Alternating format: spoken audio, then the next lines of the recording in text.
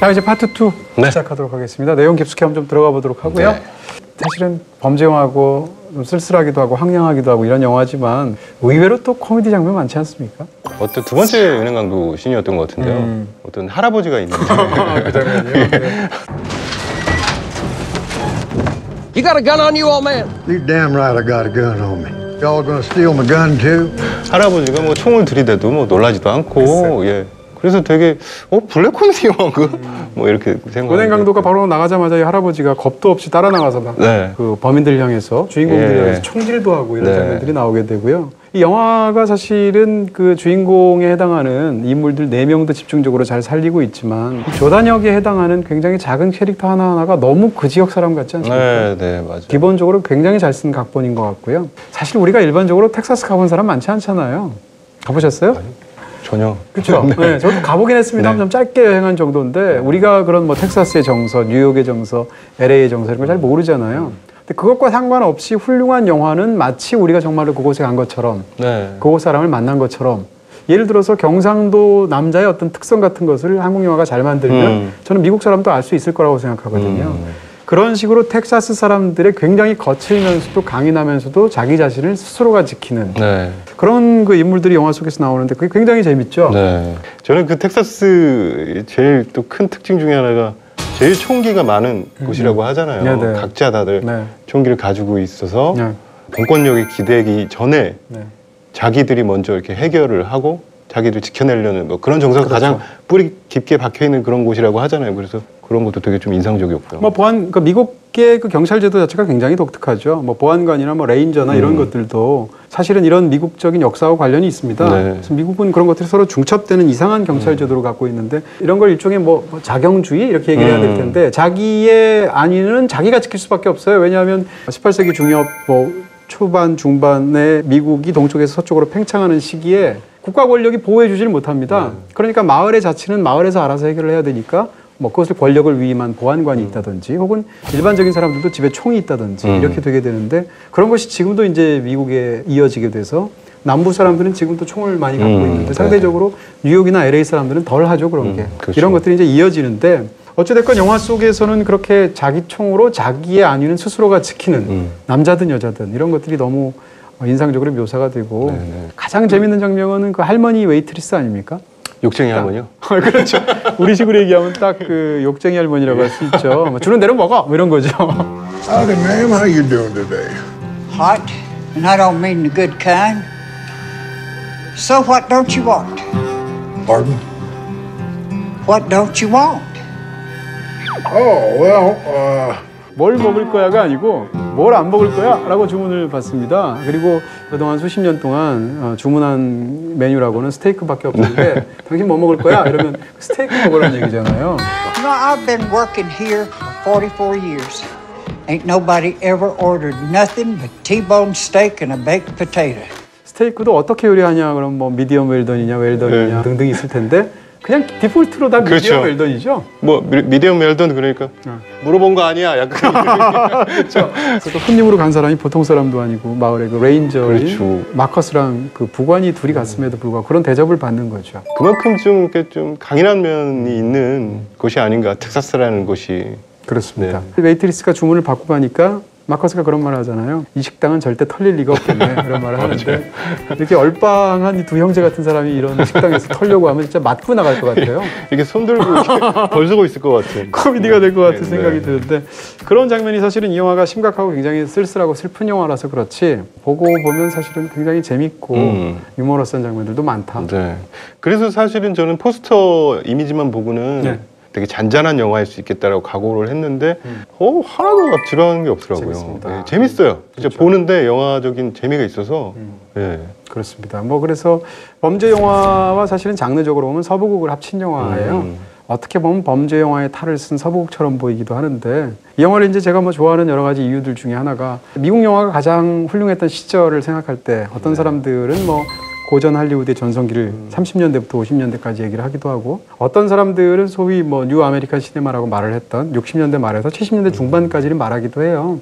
근데 이 영화는 바로 그 70년대 초중반에 미국 영화가 굉장히 사실적이면서도 이전과 달랐던 아주 뛰어난 영화들이 많이 나왔거든요.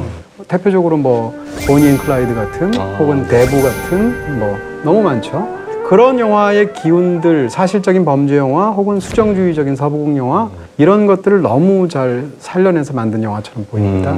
그래서 이 영화는 그 클래시컬한 그런 고전적인 향취가 살아있는 멋진 영화다. 뭐 일단 그렇게 얘기할 수 있을 것 같아요. 서부국의 향취가 느껴진. 그렇죠. 그렇군요. 그러니까 어떻게 보면 실패한 무법자들에 관한 서부국이라고 볼 수도 있고요. 서부국의 전형적인 서사 중에 하나가 이 무법자들은 떠돌아다니죠. 그렇죠. 그리고 거기에 대항하는 좋은 사람들은 마을을 지키죠. 그래서 이 대결에서 악당은 어디선가 쳐들어오고 있고 그것을 예감하면서 보안관이나 마을 사람들은 무장을 한 채 악당이 오는 길목에서 지키고 서 있어요. 영화에서 보시게 되면 마커스와 그 부관이 하는 일이 사실 수사도 별로 안 한 것 같고 그냥 주장창 기다리는. What's the plan? You're gonna watch that bank like a deer feeder. In time, we'll be right. 아니 그 앞에 있는 은행을 털러 온다는 보장도 없잖아요. 근데 가서 범인이 올 것이다라고 생각하는 곳에 그냥 주구장창 기다리고 있는 것이 이 사람들의 대응 방법이거든요. 그 제프 브리지스는 아주 확신을 하죠. 나의 감을 믿어라. 넌 따라오기만 해라. 예. 그리고 나서 실제로 글로 왔을 때 굉장히 좋아하면서 자랑도 하고 이런 그 구조 자체가 기본적으로 서부국의 구조를 갖고 있다는 얘기고요. 이 영화 속에서 주인공 두 형제는 사실상 서부국에서 무법자처럼도 보이지만 다른 한편으로는 인디언처럼도 보여요. 서부국에서의 인디언. 네네네. 네. 영화를 보시게 되면 그런 처지로 은행이나 뭐 석유회사나 이런 소위 이제 가장 팽창하는 그 자본주의의 탐욕 때문에 자기 살아갈 터전을 뺏기는 사람들로 형제가 나오죠. 그렇죠. 근데 이 사람들은 사실상 이야기의 그 어떤 단계로 본다면 그때 그 인디언들하고 굉장히 비슷한 거거든요. 그러네요. 자기의 땅을 빼앗기고 쫓겨버린 그 시절에. 그렇죠. 네. 그렇게 볼 수 있는 굉장히 중요한 장면이 또 영화의 한 장면이 있습니다. 형이 혼자 이제 사실은 돈 세탁을 하기 위해서 카지노를 가죠. 동생하고 같이 가서. 그렇죠. 형은 이제 거기서 포커를 치고 동생은 그냥 술을 마시게 되는데 형이 포커를 칠 때 옆에서 계속 그 배팅을 좀 세게 하는 사람들이 있잖아요. 있죠. 두 사람이 계속 세게 신경전하면서 배팅을 하다가 마침내 으르렁거리는 장면이 있잖아요. 네. 근데 그 사람은 코만치의 후예였어요. 네. 코만치가 누군 줄 알아? 모든 사람이 적이지 하면서 바로 앞에서 으르렁거릴 때 그러면 나도 코만치야 라고 형이 똑같이 맞섭니다. 이 장면은 이제 물론 그 남자들끼리의 수컷끼리의 힘싸움이라고 볼 수도 있지만 더 깊게는 사실은 그 형이 인디언 같은 사람이라는 얘기예요. 그러네요. 그 장면을 통해서 결국은 현대의 이런 삶의 터전 같은 것을 뺏기고 내몰리는 하층민들은 사실상 오늘날의 인디언이다 라고 이야기를 하고 있는 것 같은 그런 작품이죠. 그래서 또 재밌는 지점이 뭐 이건 확실하지 않습니다만 그런 지역에서 카지노를 운영하는 것들이 보통 네이티브 아메리칸 인디언들한테 그런 운영권을 주잖아요. 네네. 그런 점도 되게 묘한 것 같고. 그러네요. 지금 말씀해 주신 걸 들으면 더 그런 생각이 들게 되는데 그래서 이 영화는 어떻게 보면 범죄 영화 그다음에 수정주의적인 서부국 이런 것들을 결합해서 굉장히 클래시컬하면서도 현실에서의 그런 부분들을 굉장히 흥미롭게 보여주는 영화라고 할 수가 있고요. 미국 영화의 위대했던 시절에 그런 공기와 만듦새를 다시 현대에서 또 멋지게 또 다른 방식으로 재현한 그런 작품이 아닐까 싶어요.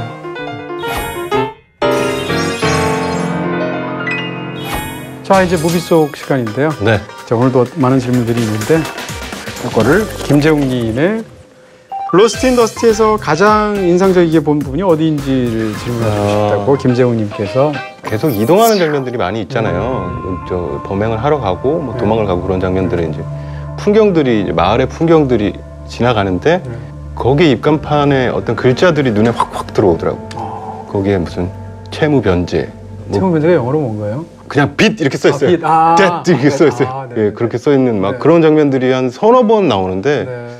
아닌 척하면서 지금 황폐화된 어떤 저소득층, 중산층의 어떤 현실을 그 얘기를 계속 하고 싶어하는구나라는 생각이 많이 들었어요. 네, 저는 그 마지막 엔딩 장면, 두 남자가 서로 대화하는 장면인데 이 얘기를 하면 또 스포일러가 되니까 3부에서? 네, 3부에서 살짝 또 떡밥을 뿌려봅니다. 자, 또 다른 질문으로는 그러면 김정헌님께서 질문을 주셨는데요. 영화 굉장히 좋다고 들었어요. 조연이지만 제프 브리지스가 굉장할 것 같아요. 제프 브리지스의 필모그래피 중 베스트 연기는 뭘까요? 많이 정말 눈에 익은 배우긴 하지만 이게 조연 같은 것들도 많이 영화에 나와서 그런지 이렇게 딱히 생각이 나는 작품들은 사실 없더라고요. 제프 브리지스가 나이도 많지만 40여 년째 주연을 하고 있어요. 사실은 아주 뭐 큰 영화들은 아니지만 제가 제일 좋아하는 제프 브리지스의 영화를 하나만 꼽으라면 위대한 레보스키라는 코엔 영화입니다. 근데 거기서 연기 자체가 화려한 연기는 아닌데 영화 자체가 워낙 그 블랙 코미디 비슷하게 훌륭한 면이 있고요. 일반적으로 제프 브리지스 영화를 제일 좋아하시는 것은 아마도 크레이지 하트가 아닐까? 크레이지 하트. 네, 거기서 이제 퇴락한 가수 역을 맡아서 아카데미 심지어 나무주연상을 받았으니까. 그리고 많은 분들이 좋아하시는 영화를 하나만 더 꼽으라면 사랑의 행로. 미셸 파이퍼 나왔던 그 영화죠. 지금 다른 영화들은 다 기억 못하고 계시다가 사랑의 행로 얘기하니까 미셸 파이퍼로 알고 계시죠? 네, 맞습니다. 그 영화의 미셸 파이퍼가 진짜 너무 매력적이죠. 엄청났어요. 저 어렸을 때 보고 정말 와 이렇게 잠을 못 잤어요. 피아노 위에서 왜 누워? 네, 앉아서 불러도 되는데. 그 어린 시절을 또 한순간 또 미셸 파이퍼의 가장 멋진 모습이기도 하고 약간 로맨틱하면서 또 쓸쓸하기도 한 형제가 한 여자를 사랑한 거잖아요. 삼각관계를 그린 굉장히 멋진 재즈 영화죠. 거기서 제프 브리지스를 보면 아주 약간 나쁜 남자 같은 느낌? 근데 아주 매력 있는 그런 과묵하고 또 이런 멋진 매력적인 남자로 나옵니다. 마지막으로 감사합니다.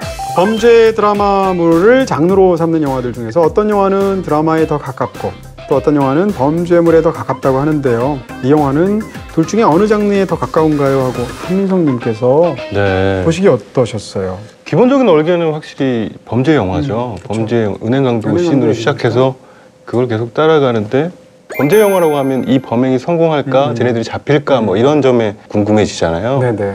근데 이 영화는 그거보다는 저 주인공 두 명이 왜 저런 짓을 하게 됐을까를 더 궁금하게 만드는 것 같아요. 예, 그런 면에서는 후반부에서는 범죄 영화라기보다는 드라마에 더 가깝지 않나? 뭐. 저도 그렇게 생각이 듭니다. 뭐 이런 영화를 흔히 이제 하이스트 무비라고 하는데 범죄를 계획을 세우고 실행을 하고 그러면서 벌어지는 얘기를 다루는데 그 자체에서 주는 어떤 장르적인 재미는 이 영화에 사실 별로 없어요. 예를 들면 도둑들 같은 영화, 모션스 11 같은 영화. 그 범행 자체가 되게 짜릿하잖아요. 그렇죠. 그래서 막 범행 성공 우리가 기대하게 되고 그것이 어떻게 현실에서 맞아 들어가고 혹은 실패하는가를 보는 영화들이 있잖아요. 그런 영화는 아니죠. 그렇죠. 뭐 기가 막힌 어떤 뭐 트릭이나 이런 게 있는 것도 아니고 특정한 시공간의 분위기를 그대로 잘 살려내는 굉장히 생생하면서 캐릭터도 뛰어나고 대사도 훌륭하고 연기도 좋고 그것을 만들어내는 연출도 좋은 어떤 클래시컬한 그런 드라마다 이렇게 얘기할 수 있을 것 같아요. 자, 이렇게 해서 파트 2까지 저희 모비소까지 마쳤던 것 같고요. 또 이 영화의 후반부에 가면 또 인물들의 어떤 운명이 엇갈리는 순간들도 있고 할 얘기가 더 많을 것 같아요. 그렇죠. 3부에서. 본격적으로 3부에서 스포일러와 함께 돌아오도록 하겠습니다.